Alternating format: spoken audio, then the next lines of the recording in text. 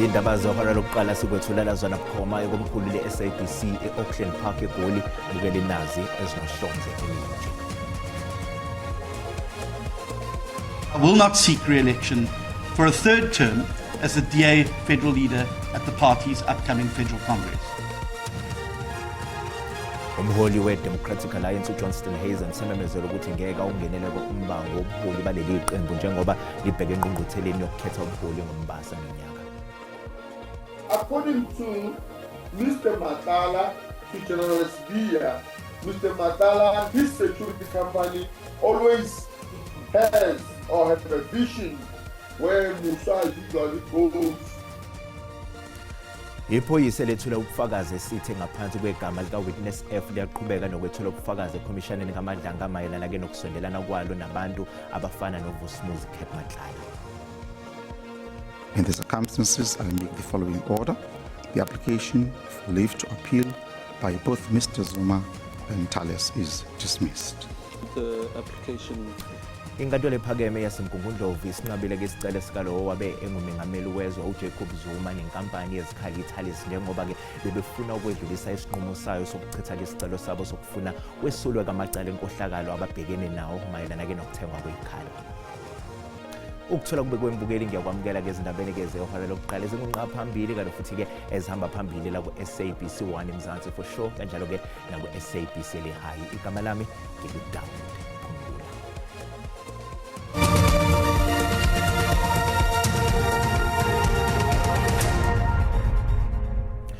Umholi we-Democratic Alliance uJohnston Hazen sememezela ukuthi ngeke awungenele kombango wesikhundla sokholakela iqembu ihlandla lesithathu.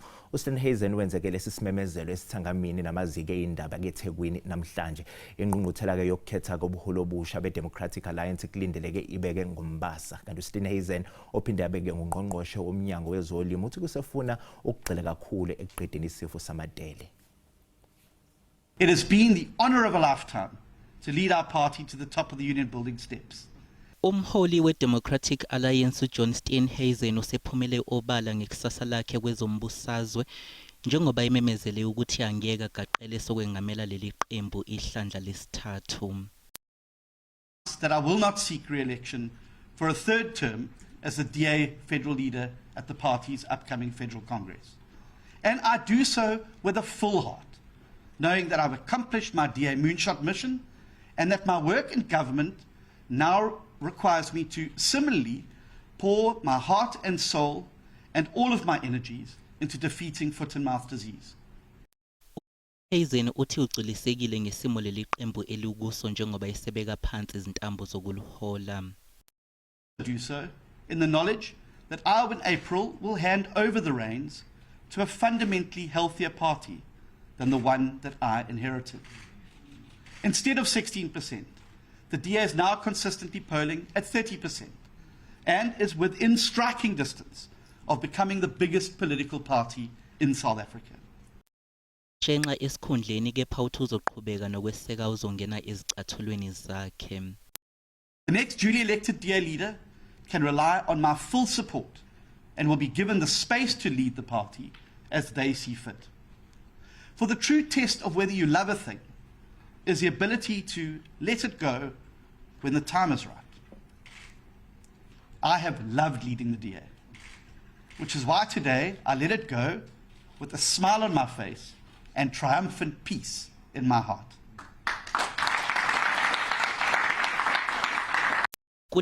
Ukuthi leli qembu libambe ingqungquthela yokukhetha ubuholi ngoMbasa walonyaka.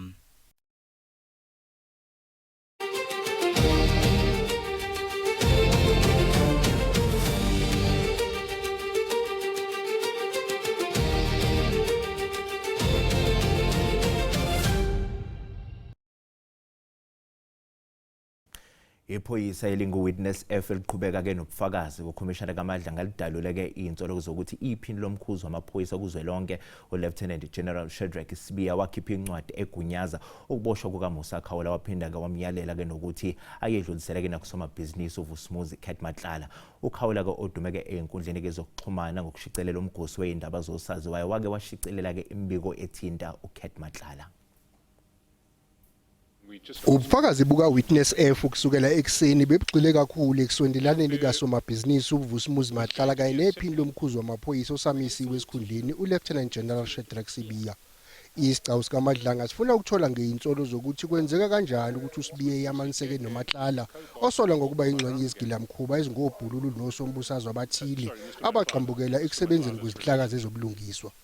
Uwitness F uchaze nangesiwombe sokuboshwa kaMusa Khawula owaziwa kakhulu ezinkundleni zokuxhumana ngokubhala ngezindaba zosaziwayo nosekwashicilela ngezithinta uKurt Matlala. On our way, we received a call from General Sibiya telling me that I must also forward this warrant to Mr. Matlala. Ikhomishana ibingacacelwa ngokuthi kungani incwadi egunyaza ukuboshwa kaKhawula kwakufanele ihlinzekwe noVusumuzi Matlala. If you did not tell Mr. Matlala that his services were needed to trace Mr. Khawula, what was the purpose of you sharing this warrant with Mr. Matlala? Thank you, Mr. Commissioners. I did not say I communicated with Mr. Matlala. I said I was told to forward him this because of he usually sees Mr. Khawula where he usually goes. Isithangami sekhomishana siyaqhubeka ePitoli. Bukeli ke lesi sigcawu ke siyaqhubeka ke nakanjani ke lapha ke Bridget Mabandla College lapha ke ePitoli.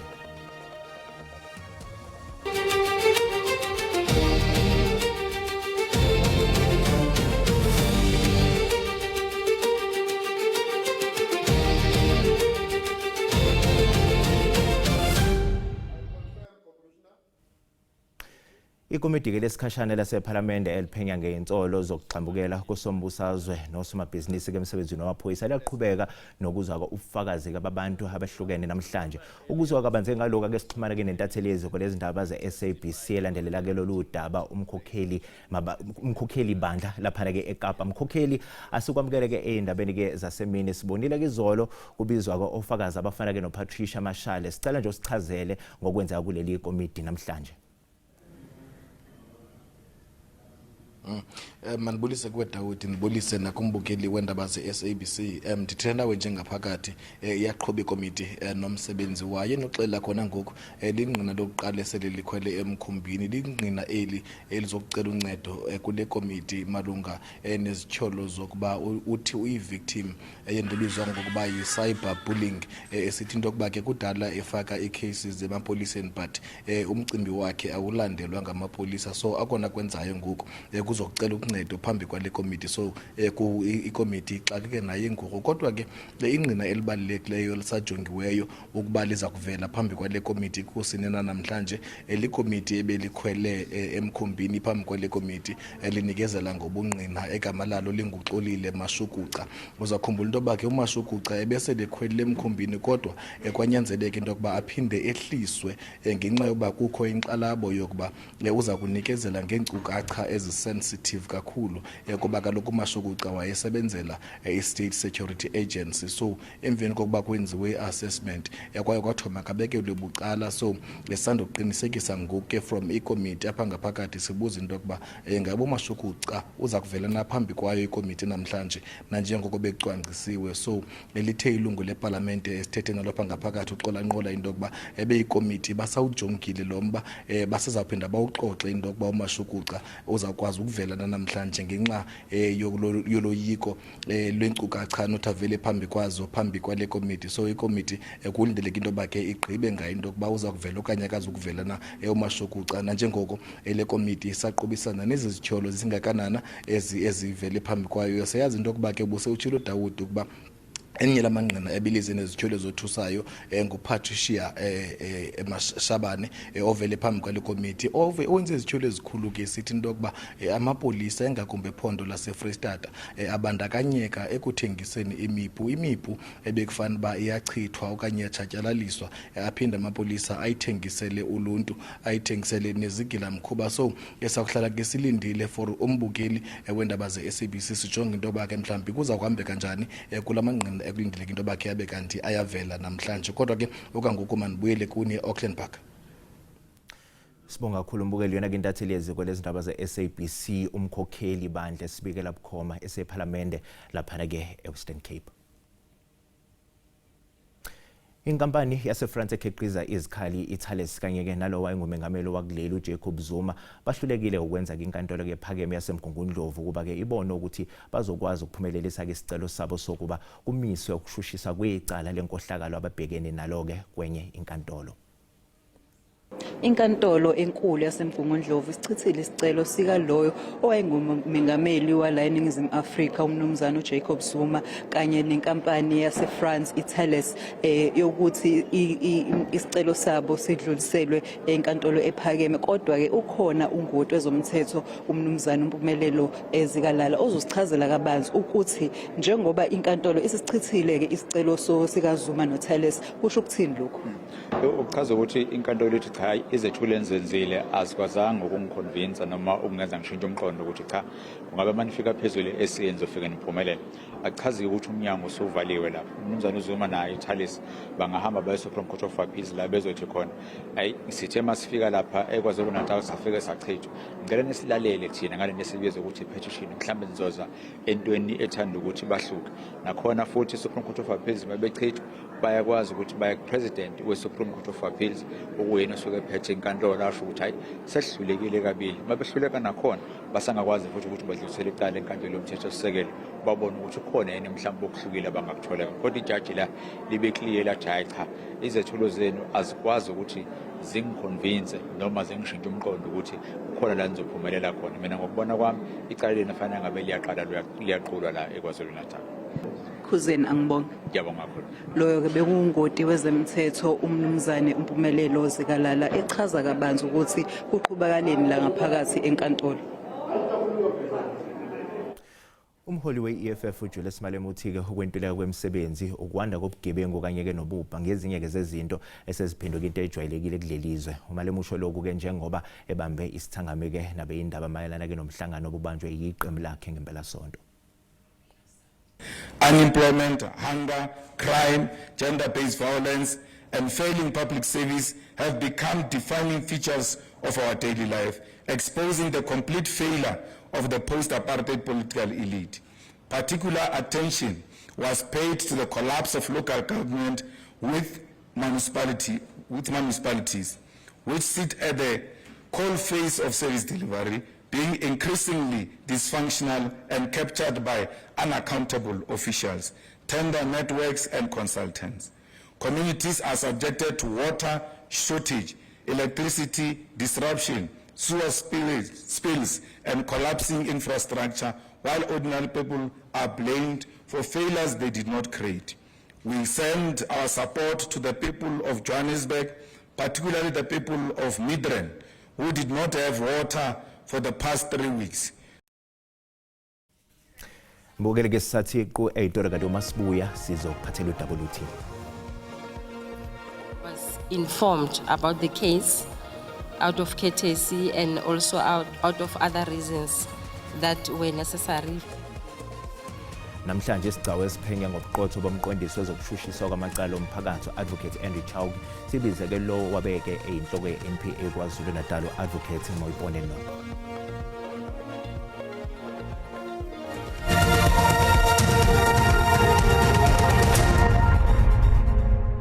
Bokala sikubingelele sikwamukela uma ngabe usanda ngena sikukhumbuza ukuthi lezi indaba ziyatholakala ku YouTube na ku SABC Plus ngena ukuze usicinge ngamagama athi SABC izindaba na kanjani uzozithola ngomjalo bazo.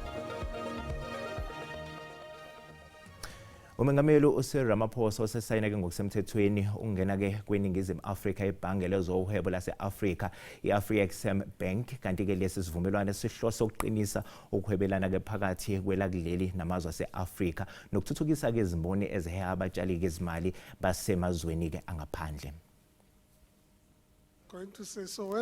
Ungqongqoshe wezohwebo izimboni nokuncintisana uthi lokhu kushicilelwa kwesivumelwano kweNingizimu Afrika njengelungu eliphelele kuleli bhange kuzohlomulisa kakhulu imikhiqizo yahlukene ethunyelwa kwamanye amazwe kuhlonhlobalise nokuncintisana kwezimboni kube khona izinguquko kwezomnotho kwandise ukuhweba nokutshalwa kwemali ngaphakathi kwezwekazi i-Afrika.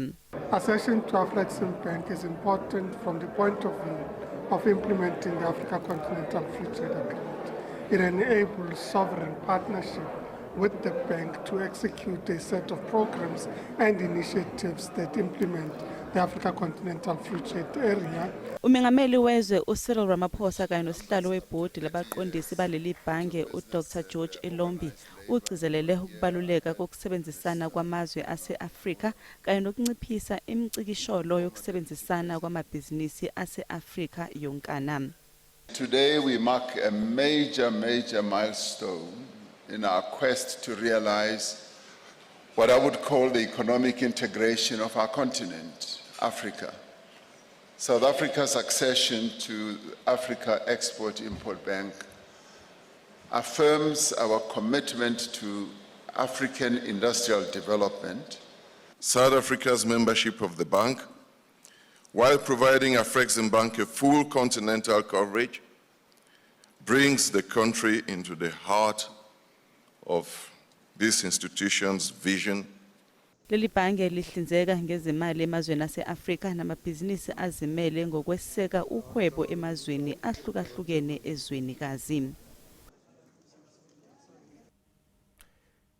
Namhlanje isigcawu esiphenya ngobuqotho bomqondisi wezokushushiswa kwamacala omphakathi u-Advocate Andrew Chauke esibize lo wabeke eyinhloko ye-NPA KwaZulu-Natal u-Advocate Moyibone Noko.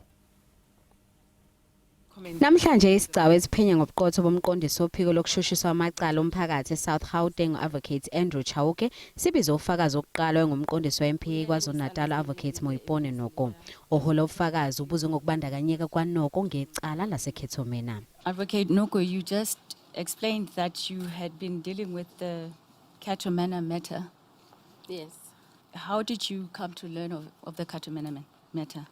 Already I was informed about the case out of courtesy and also out of other reasons that were necessary. For example, in MN1, it indicates that Advocate Chauke needed to request a judge from outside of KwaZulu-Natal to preside over the Khethomena matter.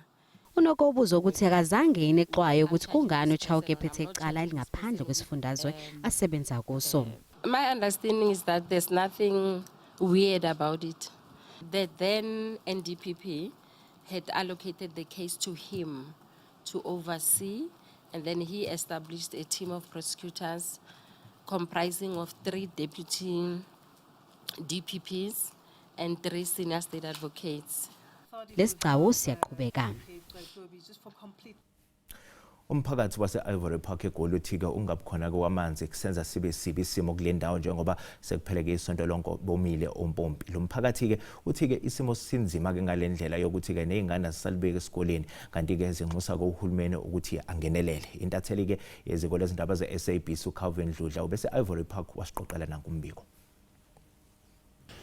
Impilo ibonakale umqansa kwezinye izakhamuzi zala e-Ivory Park njengoba ke sezithi seyihlala isikhathi esingangesonto zingenawo amanzi kanti ke uVusikhoza oneminyaka engama-20 ubudala nongasebenzi uthi ke kukhunisatshe ukuthi ke babhekana nale impilo ngasibingelele mfowethu sikwamukele indabeni zosuku nayo inkinga yamanzi iqale nini le nkinga enibhekene nayo lenkinga esibhekane nayo isibhine last year kuqalile lenkinga but last year amanzi bewahamba abuya but this year sewana 7 days awaphumi total and ikhansela yethu salisitshela ukuthi izosithumela amatraka namajojo yaphela amasuku singawabonanga la matraka namajojo lapho nathi savuka ngabo 5 isambe sethembisa la sofolela khona amanzi iline masifikile elayinini sinokufika ngabo 5 ofika ufola iline ushaya isikhathi ungawatholanga amanzi. Ungasichazela ukuthi mhlambe ngiyeza ukuthi sekukhona benza ibhizinisi lokuthi ke bakwazi ukuthi banithathele igubhu banikhokhise. Nikhokha ngani njengoba usho ukuthi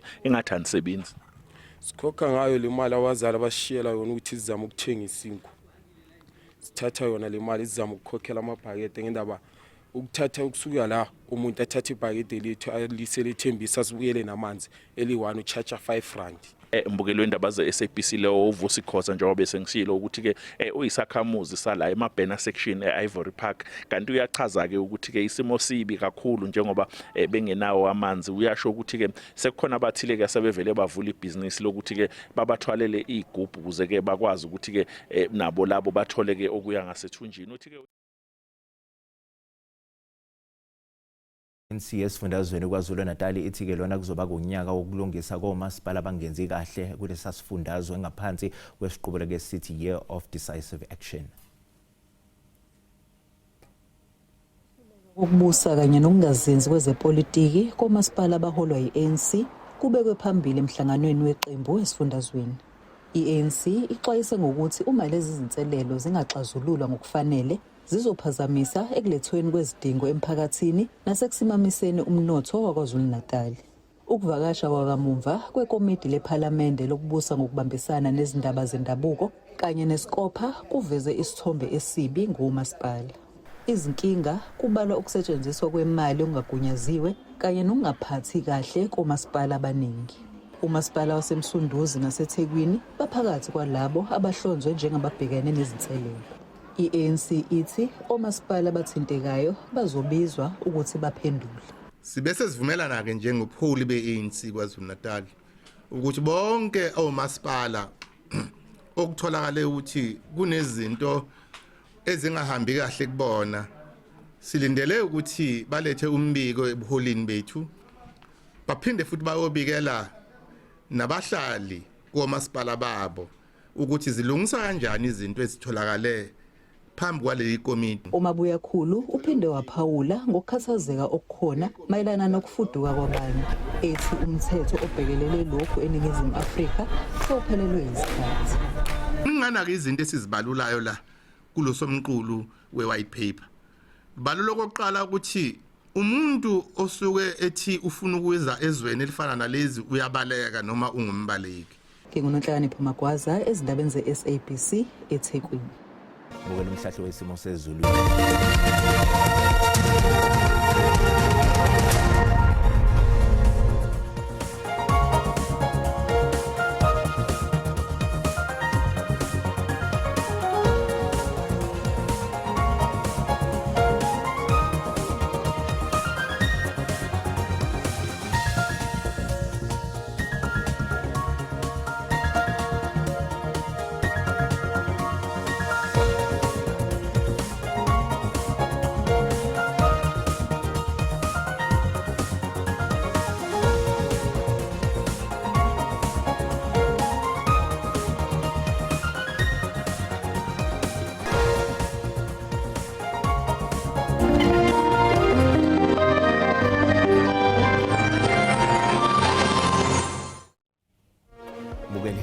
Sale kahle.